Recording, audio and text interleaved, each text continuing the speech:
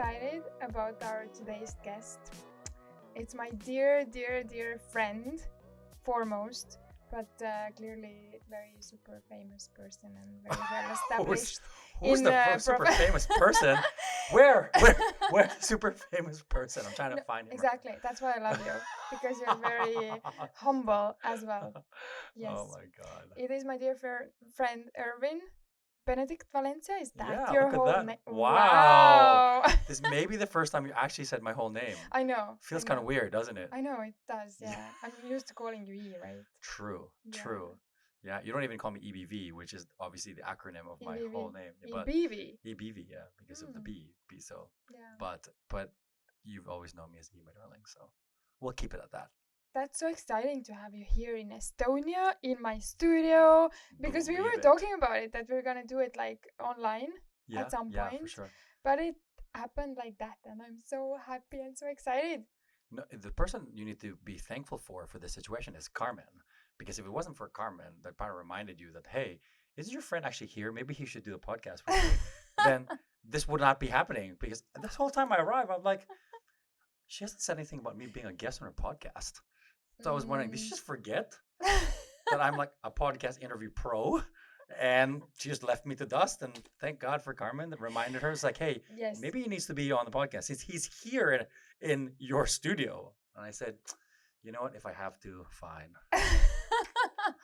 Yes, thank you, Carmen. Ooh, kudos. Yay, thank you, Carmen. Finger snaps for Carmen. Finger snaps. Yes. Finger snaps. No, I didn't forget that.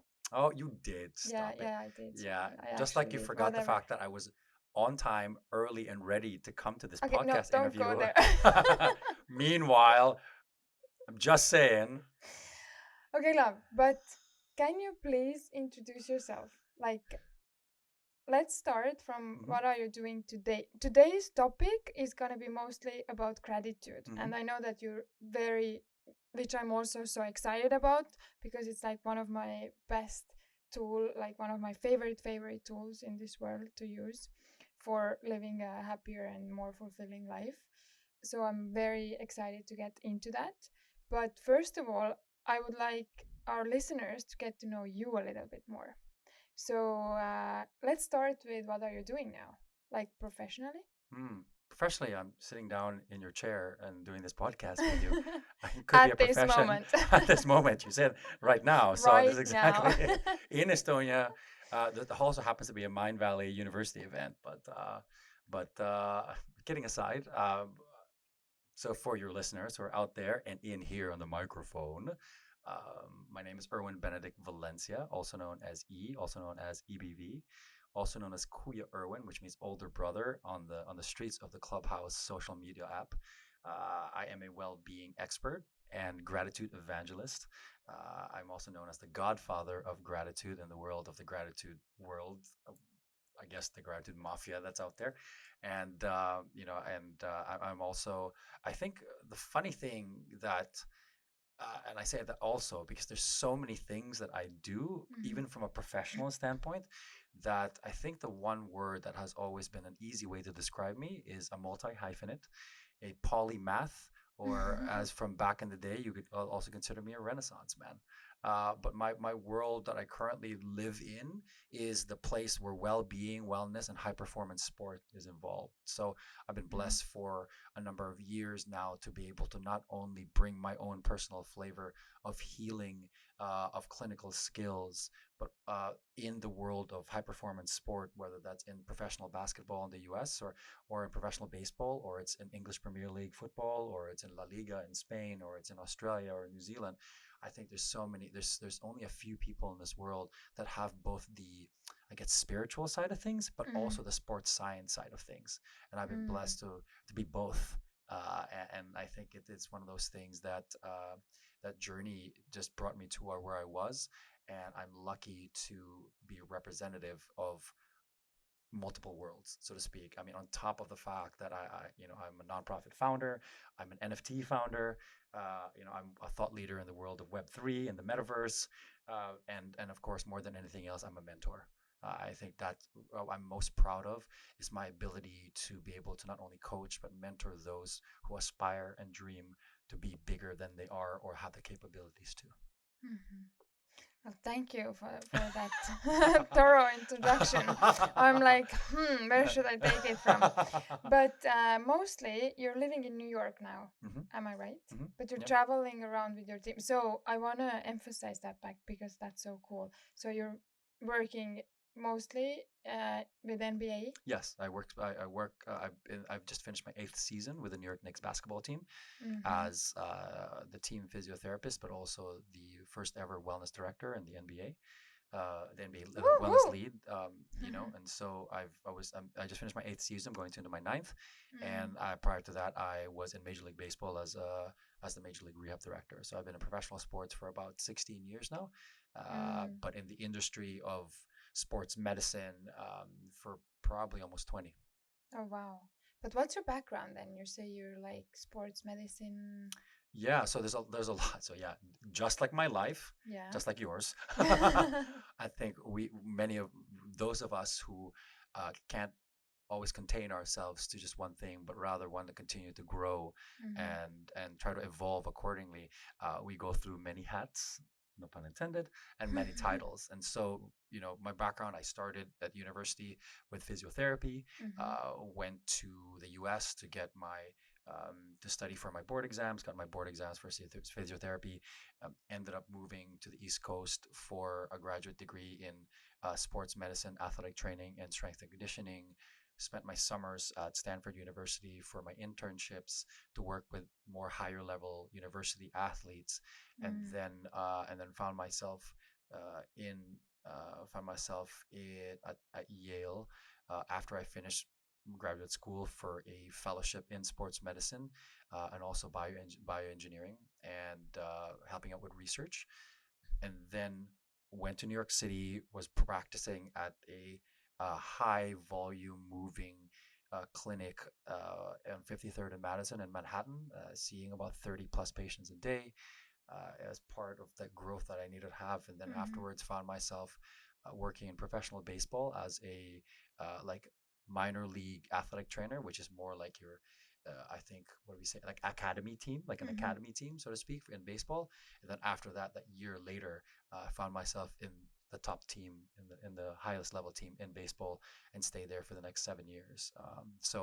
Uh, you know, with regards to education, not I didn't just go through graduate degrees in athletic training, sports medicine, strength and conditioning. I also find myself finishing my doctorate degree on manual and manipulative therapies, looking specifically at injuries of shoulders and elbows, Mm. but also continue to study osteopathic medicine at the London School of Osteopathy. Went to Australia, went to New Zealand, started a doctoral, another PhD in New Zealand. Ended up not finishing it, and then continue on with the personal growth journey stuff. But now Mm-hmm. currently, once again, the academic bug has bugged me, Mm-hmm. and found myself starting a PhD, probably the first ever PhD on gratitude, particularly as it relates to athlete recovery, wellness, and performance. Oh, wow. That's intense. I mean, like, where do you get this, like, need for growth, or where does it come from? I've always, it's funny, my life always begins with gratitude. I think I was very lucky to grow up in a space and time in the Philippines with a family that cared so much about making sure that not only do you do good for yourself, but Mm-hmm. you do good for the world, and gave you the awareness that there are many that have and have not. And Mm-hmm. we were one of the lucky ones to have.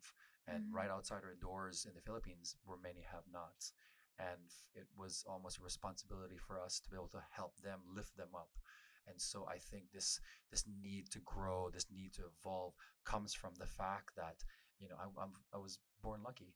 And if I can find a way to continue to evolve in order to inspire younger generations of whether they're Filipinos or not Filipinos, and especially those who are maybe underserved communities and or Mm-hmm. maybe minorities, particularly in the U.S., if I can serve as an inspiration source for them, that pushes me to be better, to do better, to learn more, so Mm-hmm. that then my web gets bigger and allows me then to in turn inspire and motivate more kids around the world. Mm-hmm.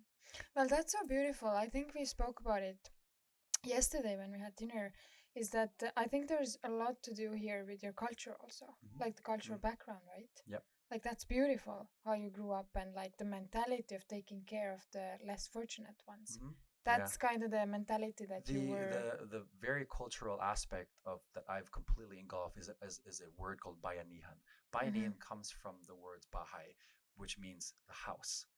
mm-hmm, Bayanihan, and then the nihan is like an extension that means community. So meaning that mm-hmm, the community takes care of each other's homes. So that a perfect example for that, you'll see pictures if you Google what defined as bayanihan is when a group of people from the community carry this bamboo house um, called the Bahay Kubo, which is a typical Filipino home in the provinces, and mm-hmm, and instead of building another house somewhere, they would just have members of the community pick up the house and physically move the house to a different location, but they mm-hmm, did it together as a community. So my sense and love for community nurturing and building comes from my culture of wanting mm-hmm, to make sure that we take care of each other and support each other in every possible way. mm-hmm. I so love it. It's so beautiful.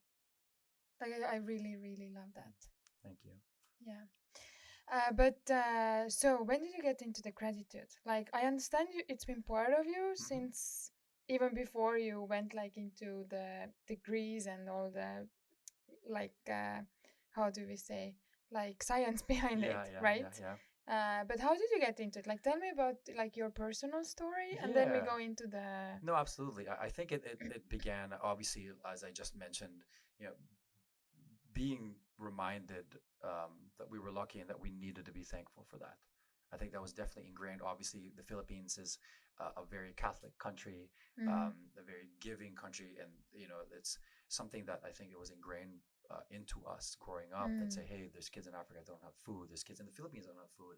You should be grateful that you have food on your table. So that reminder of mm-hmm, gratitude was something I grew up with in the Philippines, but also I think being able to be blessed to have lived in different countries at a young age. I was sent to the US to live with my godfather when I was 8 years old because of political issues happening in the Philippines. mm-hmm, I then I came back, and the year after I lived with a host family in Japan in Nagoya and lived there during junior high school and found myself by myself, but then learning from a different culture and realizing how fortunate I had it not only to experience a different culture but also to know the differences between cultures. And then the year mm-hmm, after, I found myself in Indonesia with the same situation for junior high school. And so I think being aware of how the world works in many different ways not only gave me the sense of gratitude but also empathy of how everyone works. That if you're aware of how everyone's culture is, then you have a sense of respect for everybody else, and then you find yourself grateful for what you have as a culture, as a person,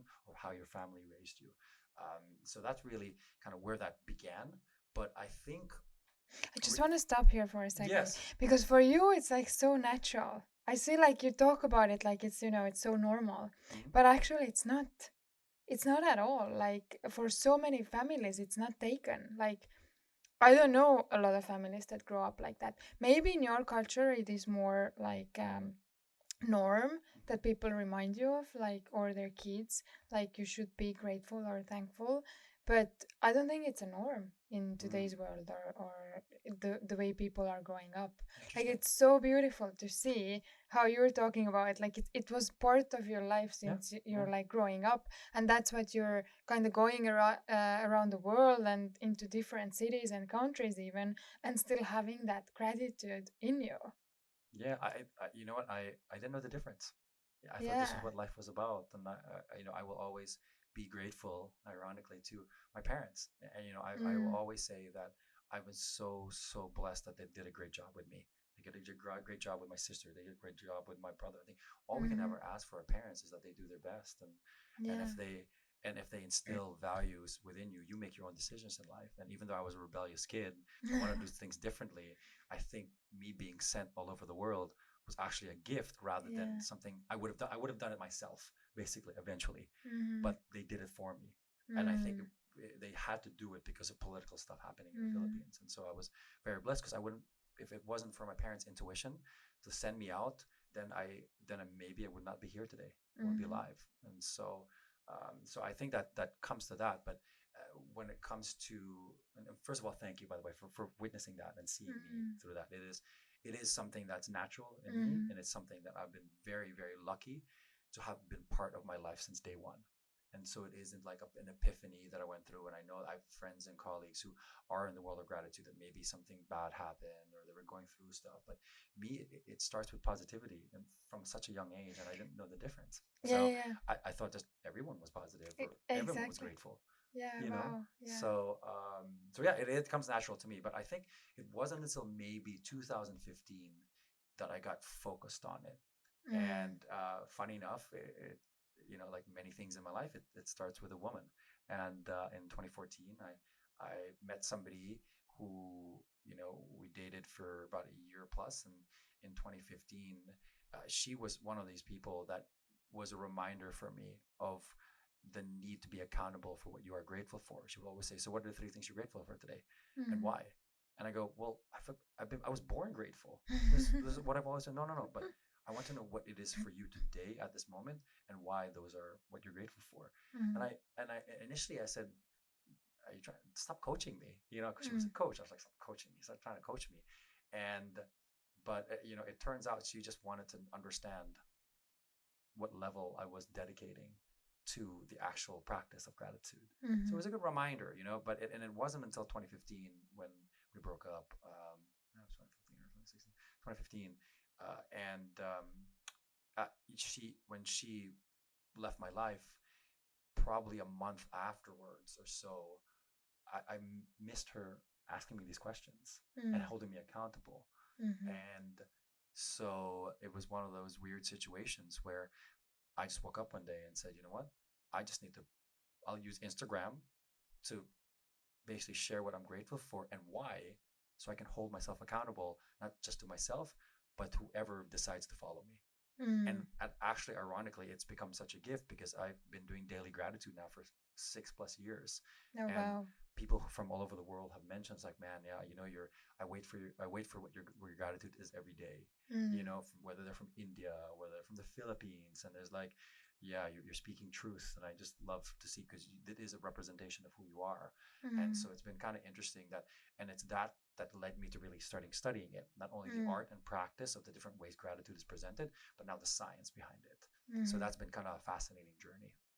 Oh, so you went actually from, well, clearly you did, because first of all, what I hear is that it was part of your childhood. Like it's Mm-hmm. kind of engraved in you, like Mm-hmm. it's in your DNA. Because, it's also like, I love hearing you talk because you're like, oh, I'm so lucky. I was born lucky. I don't hear a lot of people say that, Really? really. Okay. Yeah, that's so beautiful to see people because I don't know if it's because of Europe or like the people I have met or something, but I think it's much more common to be like more in a victim state. More like, oh, life has Interesting. been so Okay. hard for me, like it's life is difficult, like sometimes like for us it seems that our life is the most complicated one, right? Like Mm. if you're going through hardships, it's like, True. yeah, like my True. life is the hardest, right? Like you don't hear so many people say I was born so lucky, life has been fortunate for me, like I just want Mm. to spread my love. Do you think, and I'm throwing this question to you. I know Yeah. this is your interview here, but it's my interview, but it's your show. Yeah. Do you think maybe the factor, and I'm coming back to me, is that maybe because the Philippines is, the only Catholic country in Asia, or the only, Mm. maybe because religion played a massive part. 99% of Filipinos in the Philippines are Catholic, and Mm. maybe that Maybe. sense of, service or whatever it is, it's like a reminder, maybe that's where that comes from. I mean, Yeah. most of the research has shown, anyways, that besides happiness as it relates to the data with regards to people's almost life satisfactions, yes, it's mostly Scandinavia. Like they would say the happiest place on the earth is Denmark, but that's according to the data from like, oh, people work, have a decent job, decent salary, they can afford Mm. things, so they have no complaints pretty much. That's what some of the data say, that they're the happiest people in the world. But if you really look at from a personal perspective, the happiest people in the world are those from the countries in third world countries, Yeah, because exactly. they have nothing, but they still love life. Yeah, and And they love each yeah, other. The, and the they love each community other, and is it's like, about community. yeah. And so I think it's really funny, yeah, we can continue to talk about research and the data as it relates Mm. to happiness and as it relates to gratitude. But in the end, as somebody that grew up in a developing country, I witnessed it firsthand every single day, Mhm.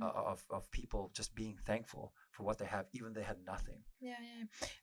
I think there definitely might be some like truth to it that religion plays also a big part Hmm. in it, because Estonia is not super religious Hmm. country.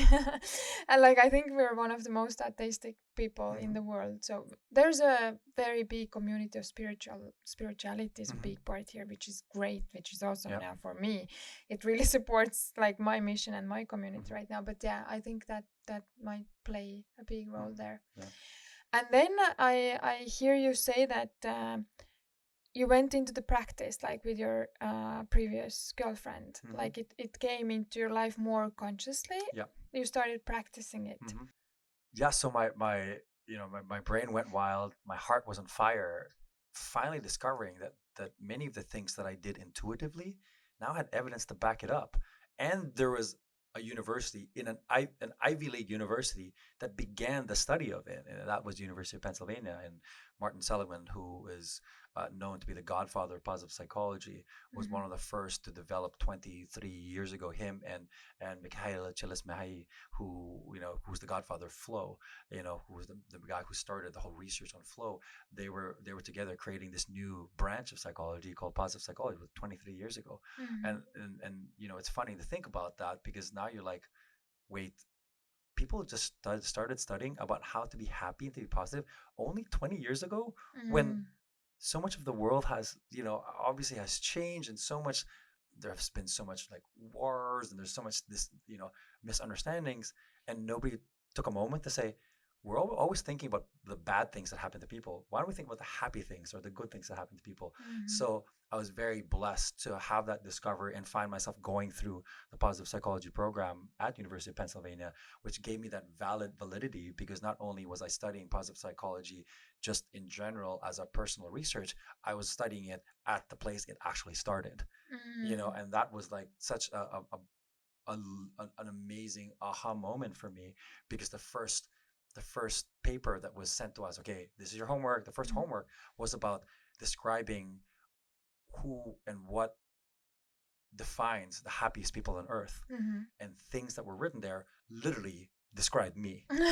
And I was like, I'm part of the top 1% of the happiest people on earth, according to research, Mm-hmm. not even knowing that I was doing it unconsciously. Well, I think me and a lot of your other friends can back it up, because you truly are. Like it, I mean, it shows. It shows in your life. Like how we've known each other. I think like 8 years.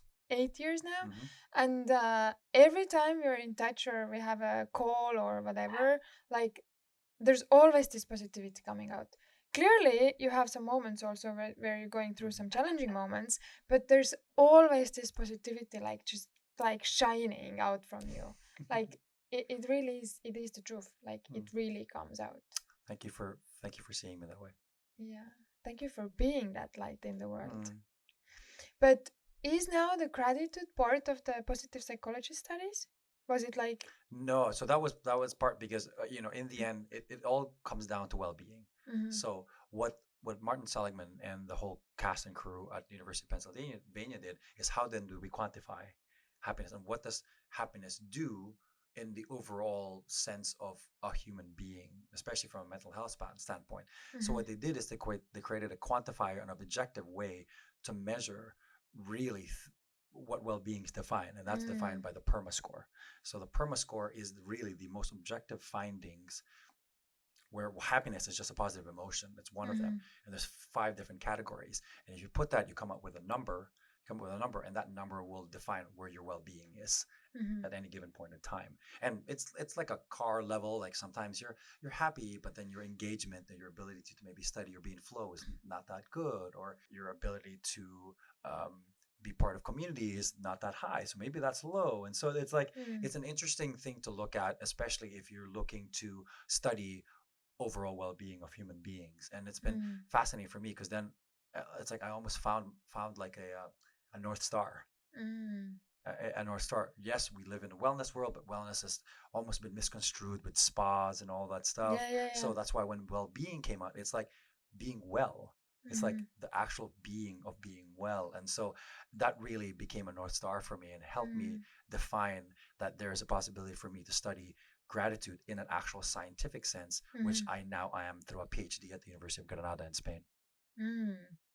Wait, do you remember the 5 things? The 5, like. Yeah, you're gonna put me on spot right now. And of course, like I knew Like you that were is gonna. the hot spot. You knew I was gonna get that. I was like, it's positive emotions, engagement. Of course, this was like my first exam.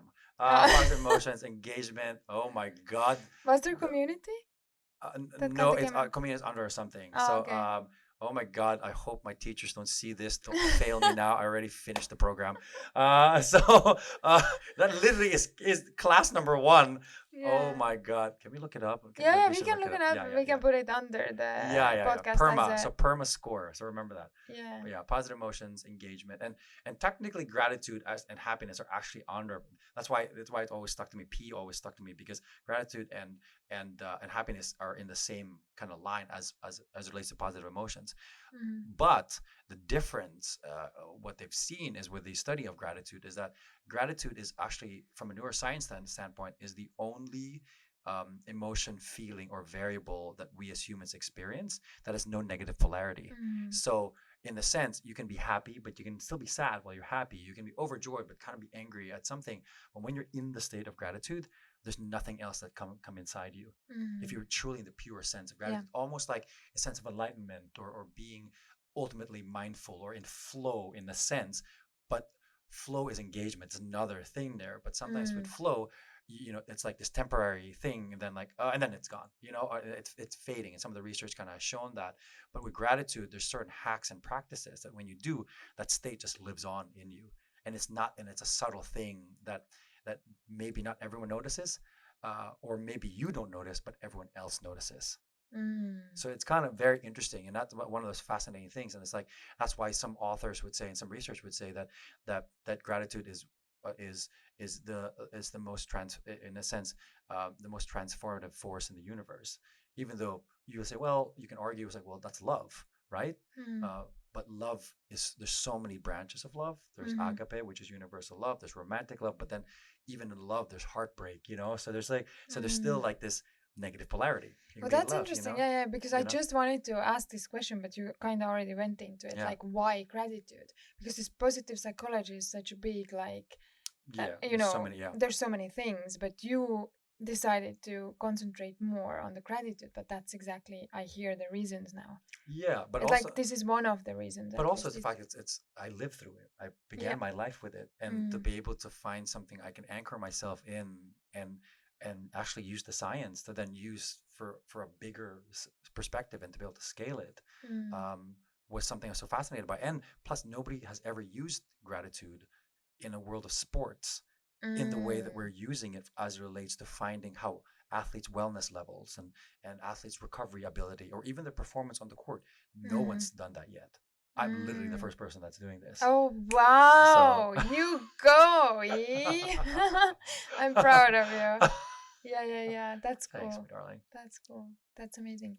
So, can you explain, like, how does I just want to go, like, more into the university part. Like, did you go from, like, PA to master's or PhD? Like, how does the graduate? How long have you studied it?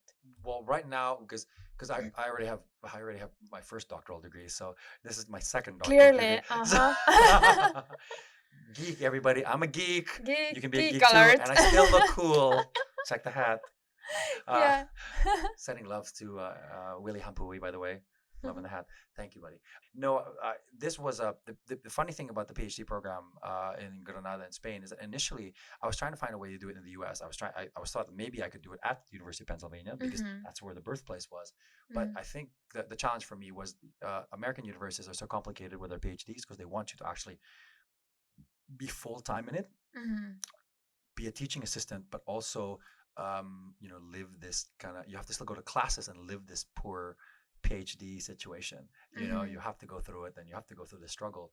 When the European model is very different, as you can do it, you spend your time on campus, and especially now with the world digitally and what pandemic has done, if how many people can actually complete their programs without having to really be there, as long as they complete the studies. And the requirement for me was to be able to publish 3 or 4 articles specifically um, that tells the story of my overall thesis, Mm-hmm. and then the experiment that comes with it. And so one of the only few universities that said, "Hey, I think that's really cool," was the University of Granada in Spain, Mm. and it is because my little in there was the fact that the head of the clinical medicine and public health program was an old friend of mine who Mm-hmm. 10 years ago, maybe now 12 years ago, uh, asked me, he's like, "Hey man, if you want to do your PhD, come to Granada. You do your PhD here. I'm kind of a higher up now in the program. This was like 12 years ago, and I Mm-hmm. can help you kind of get in."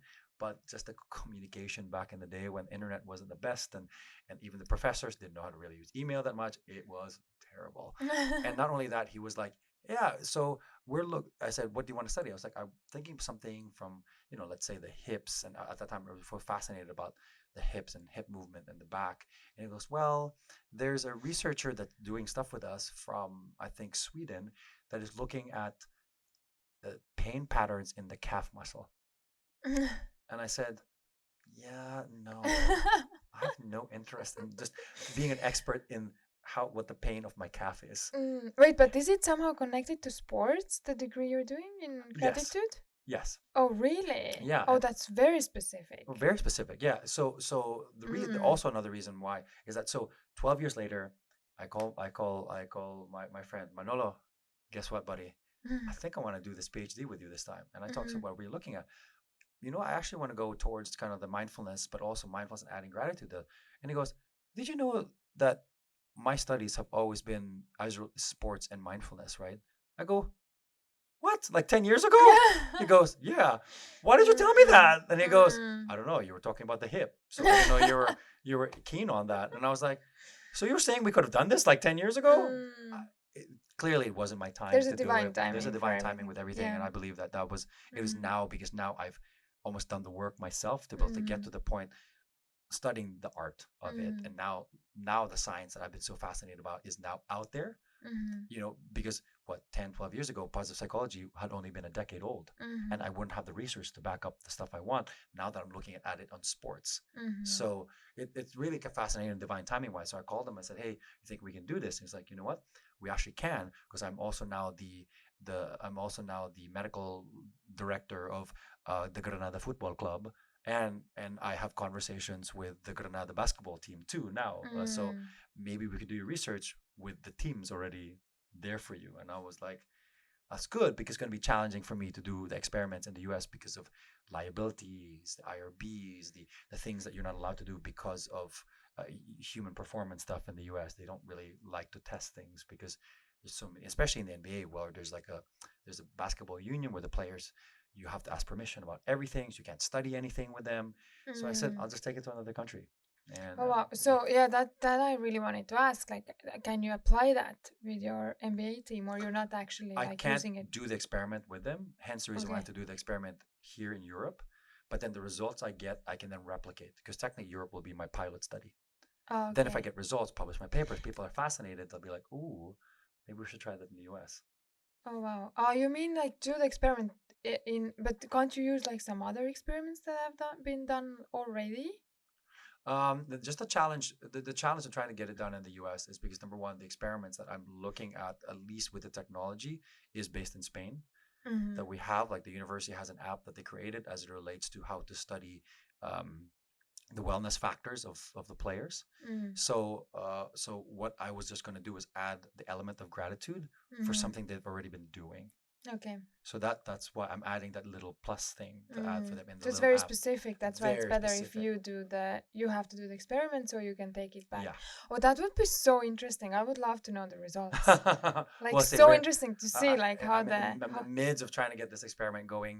yeah. Funding has suddenly become a problem, because now, not realizing, when you create an app, you have to always pay money to get the app updated every year, because Yeah. the Apple changes every year. Mm-hmm. So you would think that, like, oh, we make an app, we'll have an app forever, it's Oh, easy. And they're like, no, to actually update the app in the new iOS that they're coming out with, mm-hmm. you spend like $10,000 to $15,000 a year. Mm-hmm. It's crazy. And I did not know that. So now they're Mm-hmm. like, okay, we have to figure out a way to raise funds so we can get this app back online. I'm like, Mm-hmm. oh my God. now I have to be a startup founder again and then Mm. try to ask for money. So it's Mhm. kind of fascinating. So I'm on a path of just having conversations with a lot more people in the tech world that I know that like would maybe be fascinated to get the results Mhm. and be able to do the experiment. Yeah. Interesting. I'm very looking forward to the Oh, thank you. results. Yeah, because I'm a very big believer in gratitude. So if we can't talk now like so much about the sports world and how the gratitude is changing the results there, uh, I would like to know your personal experience first, and then we can talk about the science part Hmm. of it. Like, why is the gratitude rate? Oh, which way should we go? Let's talk about the science first. Okay. Yeah. So, why is gratitude good? Why should anyone practice gratitude? Well, as the reason why we need to practice gratitude on a daily basis is because number one, it is the single most transformative force in the universe, according to some researchers, and also because of the fact that it is the one thing that has no negative polarity.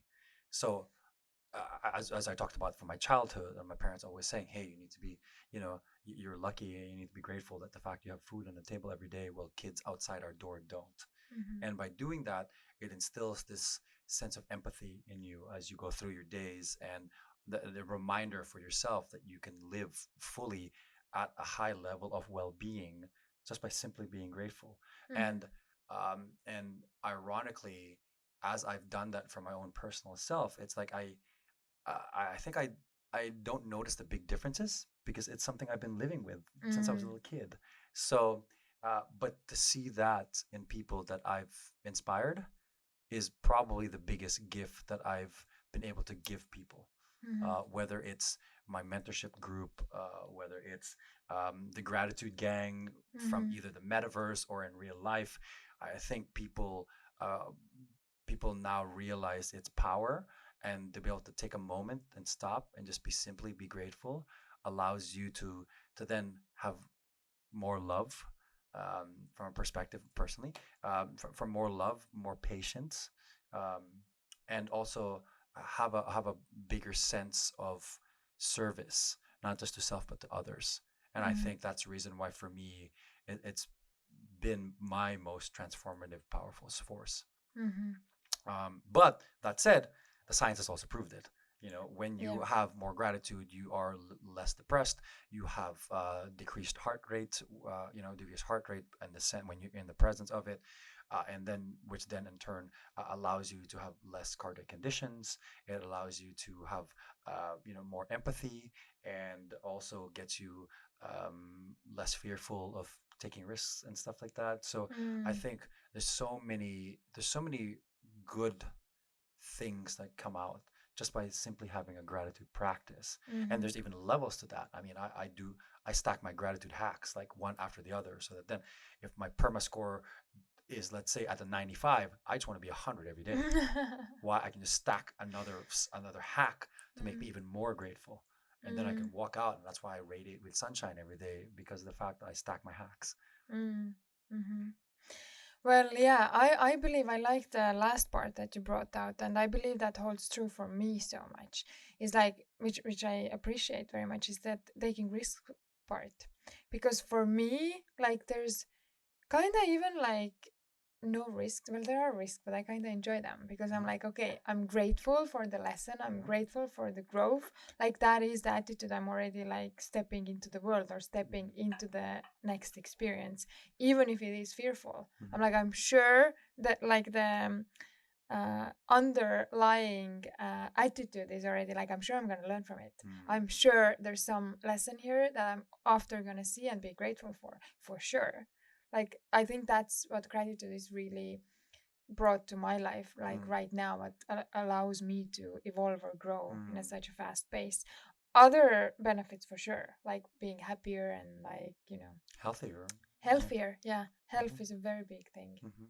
And so going into the well-being part of it, what the research has shown is that there's a number of different gratitude techniques that Mm-hmm. allow for that perma score to stay at the high level. Some of them may not be as high hitting, so to speak, but doing it constantly allows you to continue to build up your perma score and live well. But there's some that actually you do one of them and it spikes your well-being right up, and it stays there for like a month, and then drops back down quickly. So I think there's enough science to back up why gratitude is a truly transformative force.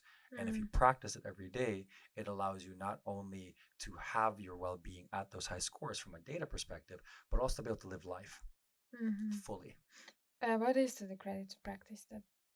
Did I understand correctly? There's like one practice that spikes up the score. Yeah, so out of all the gratitude interventions that have been Yeah. proved through science and their experiments, the one most powerful technique is something called the gratitude letter, also known as the gratitude visit. So the gratitude visit or gratitude letter is basically you writing a letter to somebody who maybe you haven't spoken to in a while, or maybe you haven't said thank you for all the years that you guys known each other, or maybe it's somebody you were in a relationship with and broke up, but then you wanted to send some love and gratitude for just the experience and the journey.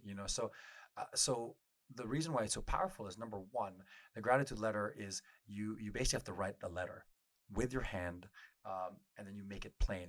There's a for those whether you're religious or not, there's a verse in the Bible, Habakkuk 2-2 or 2:2, that if you write it and make it plain, it shall come true. Mm-hmm. And it's kind of funny, because actually from a neuroscience standpoint, that is actually true, because you're not using your thumbs to type, but you're actually using your brain to write down something on an organic piece of paper, that allows you to really like give your energy into this piece of paper of your truth. Mm-hmm. And when you now have to then put that truth in an envelope and present that to that person, there's two things that happen from a growth perspective because of the discomfort that occurs. Mm-hmm. One, there's a psychological growth because of the discomfort that occurs from you having to write this letter to somebody Mm-hmm. that maybe you don't want to even talk to, but now you tell yourself you have to do it.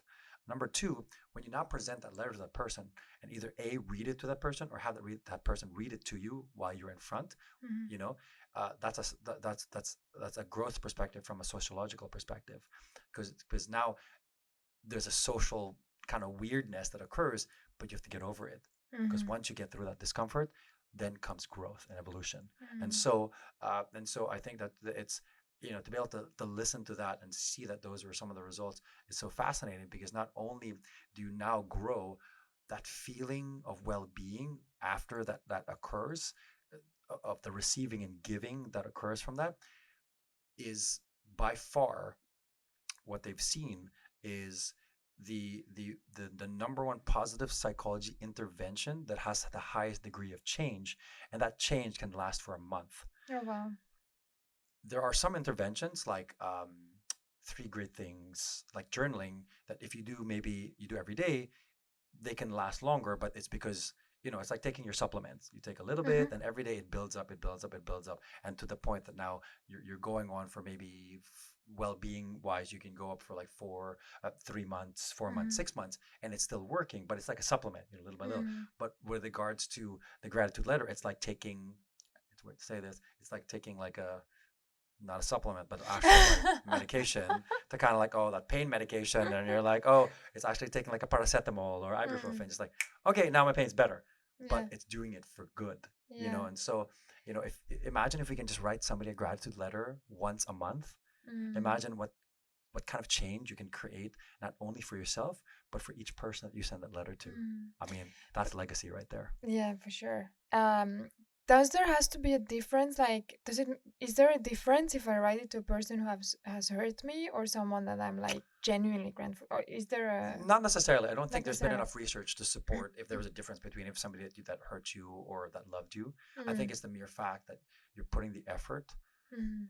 to put that, because the experiments that they've done and the studies that have to do with, number one, schools, like in Australia with kids. Mm. There's also been some studies with regards to some sports teams, like in California, like college teams and stuff. So, but the main area that they found this very beneficial was really with kids, and Mm. kids that are in the same class or from different classes, and they say, hey, write the person a gratitude letters. You don't even know that person that well, um, Oh but wow. but sometimes when kids, kids slash teenagers too, they did it with the high school, with some of the high school kids, and they, you know, sure, there's always drama in high school, so Mm. I'm sure one of those letters had to do with somebody that they didn't Mm-hmm. like or hurt them. Mm-hmm. So they didn't. It wasn't really defined like if there was a massive difference. Mm-hmm. I think it's the mere fact that you are Taking the. writing the letter Mm-hmm. and doing the act Mm-hmm. is what your well-being scores actually generate. But is there a difference if you read it out or the person reads it out? Do you know? I think the act just need, no, that hasn't been really studied yet. Mm. It's just that there's a sharing. They just said that it was read. So Okay. they didn't really say like the experiments haven't done where if the receiver, like the giver was the one that read it or Mm-hmm. the receiver was the one that read it. They Mm-hmm. just know there had to be something that it was read. And you don't have to read it out loud. You can just Mm. be there reading it. But what they say is that that person has to be in front. Oh, okay, Because okay. sometimes what happens is that there's an escapism that occurs when you're like, hey, here's your letter, I'm out. Yeah. Then you actually don't get the full benefit of that discomfort, which then allows you to grow. Mm-hmm. It's like you just hand it over, or maybe Yes. you Then send it by then the post. intention is not real. Yeah, you send it by post, Yeah, yeah, yeah. Unless obviously it's like it's somebody you can't see because Yeah. challenges that are Mm-hmm. happening in this world and you can't. As long as it's not an email, Mm-hmm. Mm-hmm. because there's no heartfelt occurrence because you don't write it. Mm-hmm. So Mm-hmm. You can even send it and then make a Zoom call where you're yes. reading it out So or so something. great point. This is something that I encourage people to do during the pandemic. It's like, Mm-hmm. what if you can't fit? That was a great question. I did a number of talks about gratitude during the pandemic online, and Mm-hmm. so they asked me that. What if we can't see each other because of this pandemic? I was like, well, send exactly. I did. I said send the post Mm-hmm. and then make a Zoom call Mm-hmm. and make sure you're not distracted by anything. Make sure that this is set in time. Don't change it. Don't change your schedule. So make sure you're very intentional and purposeful Mm-hmm. of having this time together, particularly because it's pandemic, Mm-hmm. to have that letter read and received. Mm-hmm.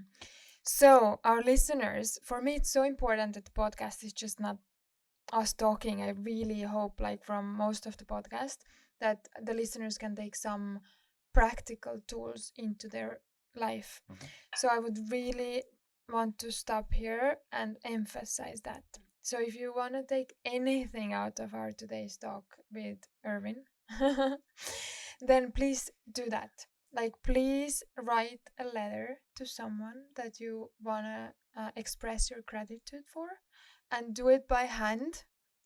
Send it. Well, first choice would be to go to see them in person and have them read it in front of you. Mhm. Or if you can't meet, then send it and have a Zoom call. Yeah, an intentional Zoom call. Yes. So please do take that. If you take anything, take this thing. By the way, did you just call me Erwin? That's maybe the first time I've Did I? ever heard It's like, oh, you- that's the weird. weird awkwardness in your face when you said I'm that. like, Erwin, yeah. But can you give some other gratitude practices? Yeah, absolutely. One of the simplest ways to give gratitude, beginning with yourself and the fact you're being alive, is one of the first things I do when I first wake up in the morning. I put my right hand on my heart and put my left hand over my right hand. I take a nice deep breath and I just breathe in even before I open my eyes. After I wiggle my toes, I breathe in, take a nice deep breath, and then I smile and I breathe out because what? I'm alive. I'm grateful for the fact that I'm alive and I can take a breath. Because breath is the one thing that we are given when we first come to this earth, and it's the last thing that's taken away when we leave this earth. So why not be grateful for that to begin with in your day? And then after that, so I'm describing you my hacks, my stacks. When I stack my That's gratitude, super important. So- I wanna like emphasize that too. It's like if you don't feel, if you wanna start, and we're inspiring you right now to start gratitude because there's so many benefits that are even scientifically proven. So if you don't know what to be grateful for, breath. yeah, start with Just breath. start Being with breath. alive, being breathing. That's it. Exactly. Start with that. Yeah, Exactly. absolutely. Yeah. And then after that, another intervention is the gratitude journal, or just writing 3 things that you're grateful for. So so that's what I would do. I would go right after I go to my bed, write on my journal what are 3 things that I'm grateful for. But then I also add that essence of accountability. Why am I grateful for that? Mm-hmm. You can say like, oh, I'm grateful for coffee, but why? Mm-hmm. And if you just because it's such a weird fad thing nowadays to just say, hey, I'm grateful for blank, but there's no reason behind it. And so I think if you allow yourself to stop for a second and say, why are you grateful for coffee? Because you say, because coffee starts my day, or allows me to have enough energy, or it's a ritual that reminds me of a beautiful time I spent time in Guatemala and I was in a coffee farm. I think by doing that, it actually ties it to a real memory or a mere fact in your life, which then helps you have a better perma score and a better well-being. Mhm. Yeah, and then 3, then I go into a gratitude meditation. So, I go in there, I set the intention of just like looking at what am I downloading at this moment in time of what I'm grateful for. It's not a conscious way of writing down, but rather more of a subconscious way of saying, okay, what am I actually grateful? And I wait for that. Mhm. And that's what I'm grateful, but with the intention of being grateful for something. And so I do that, and I dance for like a couple of minutes, and and be thankful that I have a body to move. Mhm. And so I stack all of these one on top of the other. So But what would you say to people who can't, like, there's so many people I have met who say, like, yeah, okay, I can list those things, but I really don't feel it. I mean, like, mhm. there's nothing coming up. Like, I really don't feel I'm grateful for my breath. Like, I mean, okay, I can say it, but like, there's nothing to it. Hmm. I mean, first of all, it's quite fascinating because breath is definitely something that's hard not to be grateful for because you'd be dead otherwise.